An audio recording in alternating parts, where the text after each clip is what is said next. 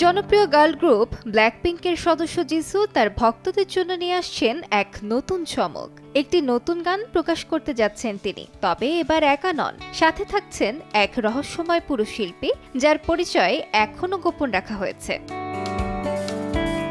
Jisu ইনস্টাগ্রামে একটি teaser ছবি প্রকাশ করেছেন, যেখানে দেখা যাচ্ছে পেছনে দাঁড়িয়ে থাকা এক ছায়াময় পুরুষের অবয়ব। ক্যাপশনে লেখা একটি ডুয়েট আসছে। এই রহস্যবাণী ঘিরে সামাজিক মাধ্যমে ইতোমধ্যেই শুরু হয়েছে নানা জল্পনা কল্পনা।